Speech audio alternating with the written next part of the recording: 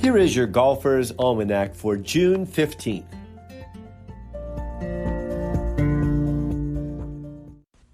Today is the birthday of Justin Leonard, born Justin Charles Garrett Leonard on this day in 1972 in Dallas, Texas.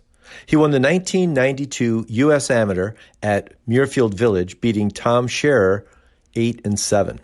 Leonard played golf for the University of Texas and won the NCAA Individual Championship in 1994 for the Longhorns. He turned pro later that year in 94 and won 13 times on the PGA Tour, including the 1997 Open Championship at Royal Troon, firing a final round 65 with 8 birdies to win by 3 strokes over Darren Clarke and Jesper Parnevik. In the 1999 Open Championship at Carnoustie, Leonard bogeyed the 72nd hole to force a playoff with Jean Van de Velde and the eventual winner Paul Lowry, who came from 10 strokes back in the final round, the largest margin in the history of the Open Championship. Leonard played on 3 Ryder Cup teams and made the ridiculous 45-foot birdie putt on the 17th hole to clinch victory at the Country Club in 1999. Leonard has been a golf analyst for NBC since 2015. Happy birthday, Justin. Today is also the birthday of Margaret Abbott, born Margaret Ives Abbott in 1878 in Calcutta, India. Her father was a merchant from America who died the next year. She returned to the States with her mother and settled in Chicago. Margaret took up golf at Chicago Golf Club and was coached by C.B. McDonald. She was studying art in Paris under Auguste Rodin and Edward Degas when she noticed a golf tournament as part of the 1900 Paris Exposition. She and her mother entered, and young Margaret won with a score of 47 over 9 holes, though she didn't realize that she was competing in the Olympics, not to mention that she was the first woman to win an Olympic medal for the United States. Her mother tied for 7th, which is the only time in Olympic history where a mother and daughter have competed in the same event. Margaret died in 1955, never knowing that she won an Olympic event. A University of Florida professor, Paula Welch, researching the Olympics, uncovered the details about Margaret and found her son, Philip, who wrote an article for Golf Digest in 1984. In 2018, the New York Times published her belated obituary. Today is the birthday of Cathy Morris, born in Rochester, New York in 1955. She was a standout junior golfer and attended the University of Miami, where she won the individual national college championship. At the time, it was known as the AIAW. She also led the Hurricanes to the team title that year. Morris turned pro in 1978 and won once on the LPGA Tour. Happy birthday, Cathy. Today is also the birthday of Cameron Champ, born Cameron McCrae Champ in Sacramento, California in 1995. He played golf at Texas A&M University and had 1 collegiate win for the Aggies. He turned pro in 2017 and has 3 wins on the PGA Tour. Happy birthday, Cameron.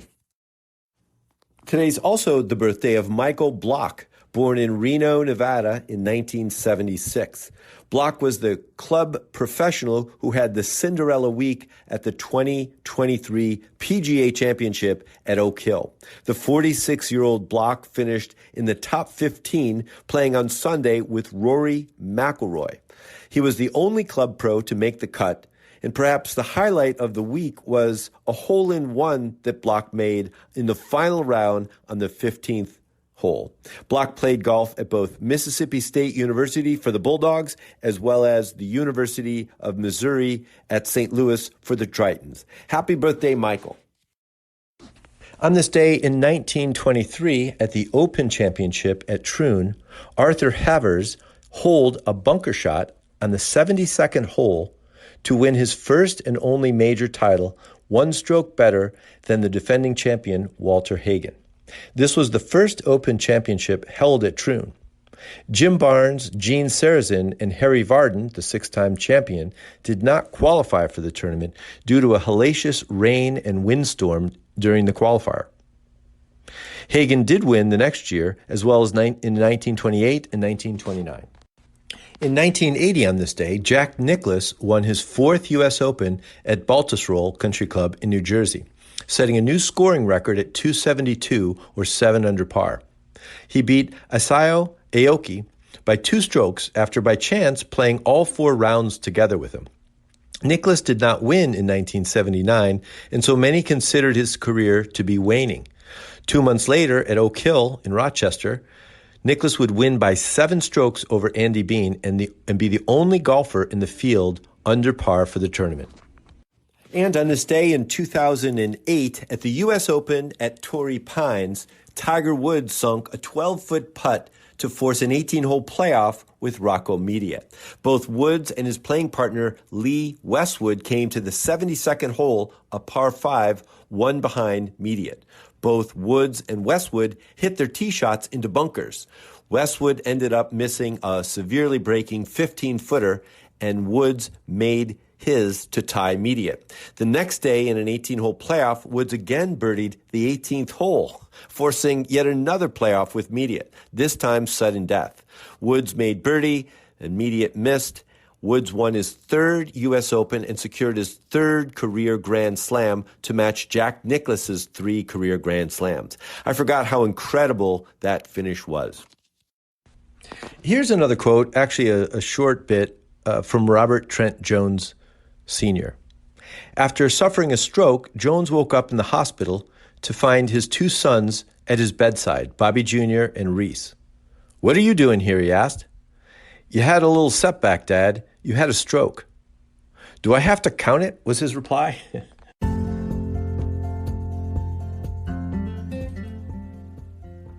That's it for today in golf history. Play fast, repair all the pitch marks you can find, and keep your golf ball in the short grass. Your Golfer's Almanac is a GolfToons production. It's written, produced, and narrated by me, Michael Duranko. I invite you to check out our original golf illustrations and the humor essays that accompany each of the golf cartoons. Tour Backspin is a weekly golf history newsletter that celebrates the PGA Tour in the 1960s and 70s with tie-ins to today's tour. They offer a bunch of content, contests, and other interesting bits. See the link in the show notes and subscribe.